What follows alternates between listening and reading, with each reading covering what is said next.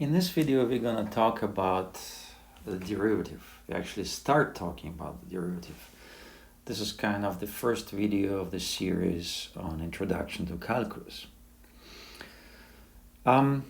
So, what is the derivative? Although you might not have heard about this name, we probably saw or met the derivatives in your everyday life very, very early on in your life. When you were introduced to the concept of velocity or speed. So if we think about the velocity is the rate of change of a position of an object. And that's exactly what derivative is. So if you have any function, you should think about the derivative as the rate of change of this function. If the function is changing very fast, the derivative is going to be large. If the function is changing slowly, the derivative is going to be small. Also, the derivative sign tells us whether the function is going up, increasing, or decreasing. So if the derivative is positive, it means that the function is increasing. Derivative is negative, means the function is decreasing. And if the derivative is 0, it means that the function does not change. It's a constant function. So how can we formally introduce mathematically the derivative? Again, let's go back to our example of this velocity. So let's assume we have an object. Let's say it's a ball that sits on the ground. And it can go just left or right, so the ball can move only in one dimension, 1D. So what are we going to do? We're going to introduce a coordinate system along this road. Let's call it X, although we could call it anything we want. And let's just look at the coordinate of the center of this ball. We call this coordinate X. We're going to reuse that variable. And obviously this position of this ball can change in time. So this X is a function of time. And we're going to call T, variable T, we're going to use for time. And the way to calculate velocity, how you previously done it probably, is to pick up two instances in time. Let's call them T1 and T2. And we're going to look at the coordinate position of the object at time T1. The coordinate will be X of T1. We can also call it X1. And we can introduce X2 as a coordinate position of the object at time T2. So what we're going to do next is we're going to take the difference between the position at the time T2, position at the time T1, and divide by the time difference between these two moments. And that is T2 minus T1. And we previously called that our velocity. So let's make a graph. So typically what you would do in school early on, you would have a linear change in coordinate with time. Okay?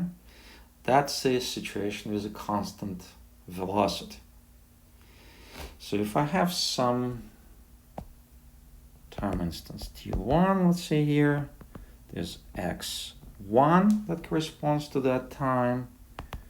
I have T2, F time X2, and really the ratio, what V is gonna be, if we take this, which is X2 minus X1, and divide by this, which is T2 minus T1, we get the velocity. For those who are familiar with linear functions, they would understand we realize that what velocity is a slope of this straight line. And our straight line also can be written, we can write an equation for that. X of t is x naught plus vt, where v exactly our velocity and x naught is actually what's called intercept, and that's the point where our straight line intersect the vertical axis, called x naught. So, but that's not of interest in today's conversation. So we are interested in that v sitting here. That v is our velocity. It's a slope of that line. And also for those who know a little bit of trigonometry, that v is also a tangent of this angle, which I call theta.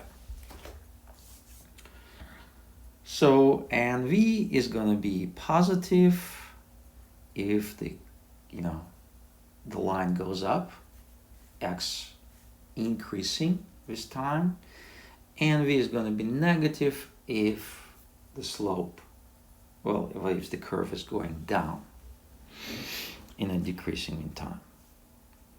So, but this is everything nice and dandy if v is constant, if we're moving along a straight line. But what happens if the line is not straight, if you have some kind of nonlinearity? Let's look at the example like this. This is t, this is x, and we have something like this, let's say. Let's pick up some time t1. Pick up this point. This is t1. Let's pick up another point t2. Let's say it's here.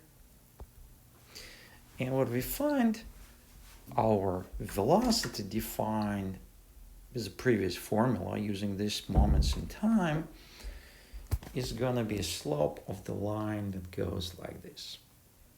And obviously the line goes down, the slope is negative, v is negative. Well, we can pick up a different time interval. Let's make it green. What if my t2 is here? Well, in this case, my line is going to go like this, and my v is going to be positive. Well, let's pick up some other t2. I can also choose, this is something here. This is my t2. I'm going to have a horizontal line, and that line has zero slope. V is 0. So as you see, depending on what points I pick up, when the line is not linear, I'm going to get different answers for v. That's very inconvenient. We would like to have really something easy to deal with, because so far, if we deal with our formula that we described earlier, we really need to specify, which we should say, well, I have velocity where t1 is this and t2 is this. So really velocity, the way we defined before, is really a function of both t1 and t2, and that's highly inconvenient. So what can we do about this? Well, let's make another plot. And to solve this problem, we have to introduce a concept of instantaneous velocity. What we talked about previously was something called average velocity over a certain time interval. Now we need to talk about instantaneous velocity.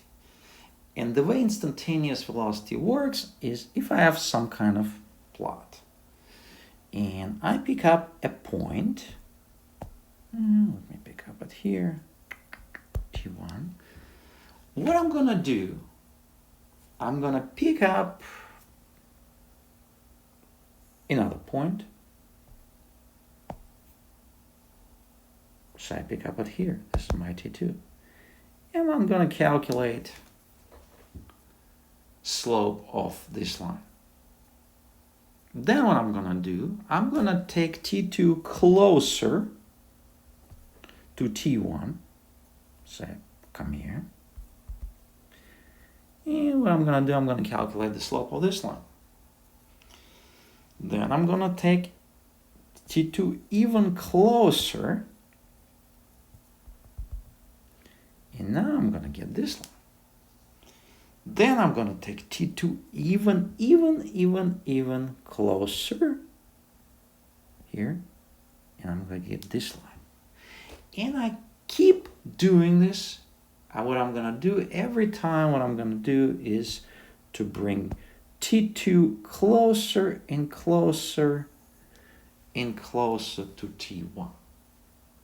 And what I'm gonna do, I'm gonna use the formula I described earlier, and I'm gonna just simply see where this formula leads me in what's called in a limit, when t2 getting closer and closer and closer and closer to t1. Okay? Ultimately, it will lead me to a slope, to a curve that goes somehow somewhere like this. And that line is going to be called the tangent line to the curve at the point t1. And the slope of this line is going to be what I'm going to call my derivative at the point t1. So let's put it in mathematical language. So what I'm going to do, what I'm going to do, I'm going to take x of time t2 minus x of t1 divided by t2 minus t1. But now what I want to do, I want to start taking t2 closer and closer and closer to t1. The way we're going to write it, we're going to say, put three letters LIM, which stands for limit. And here I say where t2 goes to t1. And what I'm going to get, I'm going to call my derivative. I'm going to call this thing, well, there are different notation. I'm going to call, often people say dx over dt when t equals to t1. Okay? And that's it. That's how we're going to define our instantaneous velocity. And in the next video, we're going to talk a little bit more about this formula, and we're going to calculate the derivatives of very simple functions.